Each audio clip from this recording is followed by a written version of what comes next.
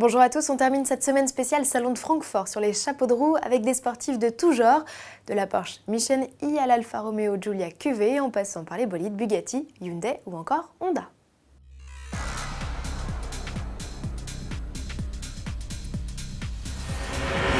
Le Salon de l'automobile de Francfort, ce n'est pas qu'un festival de compacts et de SUV, même si on doit bien l'avouer, ils occupent une place importante de l'actualité.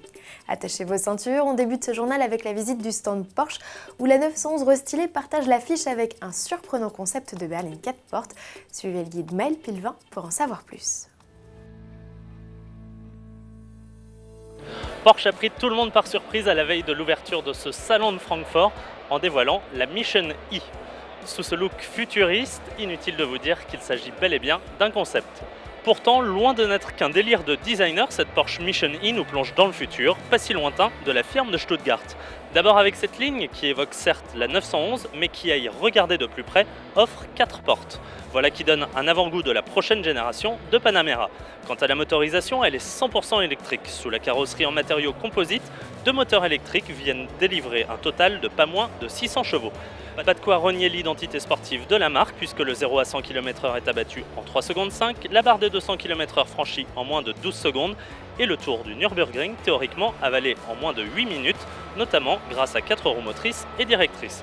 Zoom enfin sur l'autonomie qui est annoncée à plus de 500 km avec une recharge fonctionnant sur un nouveau chargeur 800 volts capable de recharger 80% de la batterie en 15 minutes. Aucun doute, avec cette Porsche Mission E, Tesla n'a qu'à bien se tenir.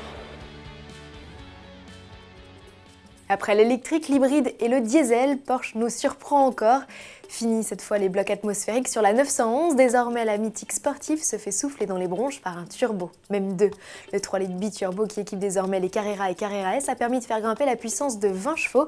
Avec respectivement 370 et 420 chevaux, les 911 voient leur chrono s'améliorer. La plus rapide descend même sous la barre des 4 secondes sur l'exercice du 0 à 100. Tandis que les consommations et émissions de CO2, elles, diminuent. Une nouveauté qui s'accompagne de changements esthétiques, à commencer par cette grille à lamelles, désormais verticale sur le capot arrière. Inédit bouclier, optique à 4 points ou encore pneus élargis font partie des nouveautés, au même titre que le châssis à 4 roues directrices proposé lui en option. Mise à prix 98 975 €, lancement prévu en décembre. Direction à présent le stand Alfa Romeo où ne résonne qu'un seul mot, Giulia.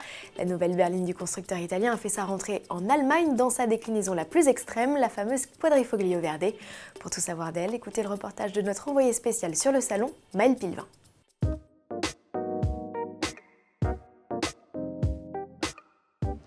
Bon alors on ne cache pas notre déception sur ce stand Alfa Romeo de ne pas trouver finalement la version normale de la nouvelle Giulia.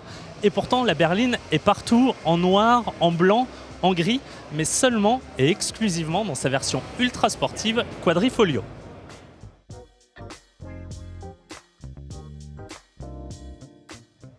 Véritable tueuse de BM M4, cette Giulia marquée du trèfle à 4 feuilles marque le renouveau de la firme transalpine.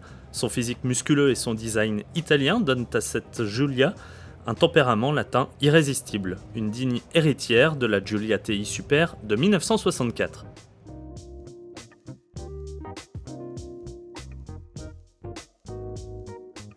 À l'intérieur, le constructeur italien mêle subtilement l'ambiance technologique avec ce large écran d'infodivertissement, mais aussi la sportivité comme en témoigne ce magnifique volant mêlant carbone, alcantara et surtout un bouton start pour réveiller la bête. Pour rappel, cette Giulia Quadrifoglio est dotée d'un 6 cylindres turbo 2 litres neuf de 510 chevaux pour 600 Nm de couple. D'origine Ferrari, il permet à la belle italienne d'atteindre 100 km/h en 3 secondes 9 et 307 km/h en pointe. Mais tout cela a un prix, 79 000 € pour le marché français, ce qui reste en deçà d'une Mercedes C63 AMG S de même puissance. À moins que vous n'optiez pour l'option de lancement de la Giulia avec frein carbo céramique et siège ultra léger en carbone, elle vous en coûtera 94 000 €. Continuons la visite. Ode à la performance sur le stand Honda, aux côtés des NSX dont le lancement est reporté au printemps 2016 et de la Civic Type R déjà commercialisée, le constructeur japonais expose la Project 2N4. Cet étonnant engin au look proche d'une Ariel Atom a été développé conjointement par le service Auto et Moto. Le V4 de 999 cm3 et 218 chevaux, dérivé de la Honda de MotoGP, est installé en position centrale arrière. Le poids total de cet engin, transformable en biplace, plafonne à 405 kg, soit à peine plus qu'1 2 roues. Reste à en connaître les performances. Sur ce point, pas de détails puisque l'engin ne roule pas et c'est bien dommage. En bref, surprise sur le stand Audi, le constructeur a présenté la S4 de nouvelle génération. Au menu, un V6 TFSI 20 chevaux plus puissant et qui développe à présent 354 chevaux. Ainsi équipé, la berline et le break passent la barre des 100 km/h en à peine moins de 5 secondes. Côté look, Audi a rabaissé le châssis, équipé le modèle de jantes spécifiques et agrémenté la carrosserie de quelques attributs sportifs. Lancement prévu en 2016. Si Aston Martin, de son côté, a fait l'impasse sur le salon de Francfort, le constructeur a tout de même fait parler de lui en annonçant l'arrivée officielle de sa DB11, remplaçante de la DB9. Une info accompagnée d'une photo dévoilant la nouvelle police de la nomenclature. Rendez-vous au Salon de Genève en mars 2016 pour en savoir plus. Terminons avec deux engins que seuls les détenteurs du jeu vidéo Gran Turismo pourront se targuer d'avoir piloté.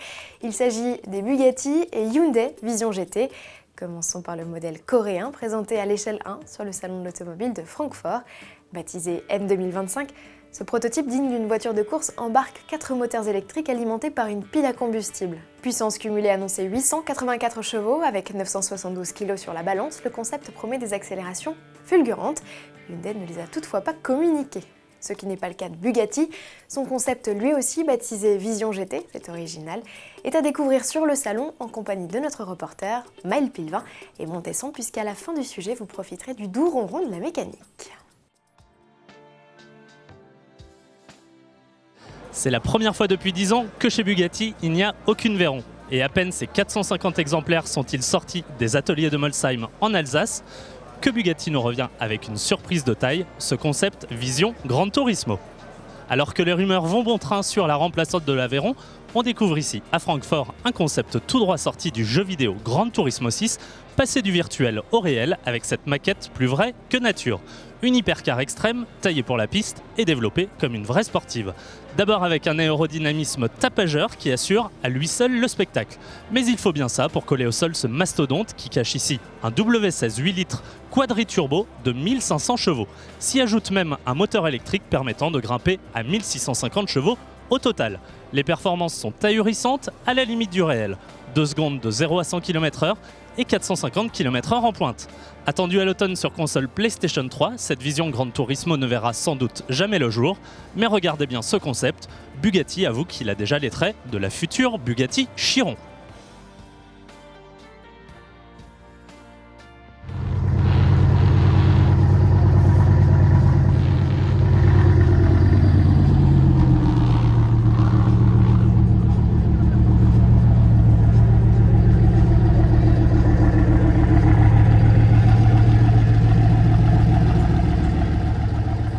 Bugatti Chiron que l'on pourrait croiser dès le mois de mars 2016 au Salon de Genève, à moins que le constructeur de Molsheim préfère la dévoiler sur le prochain mondial de l'automobile à suivre.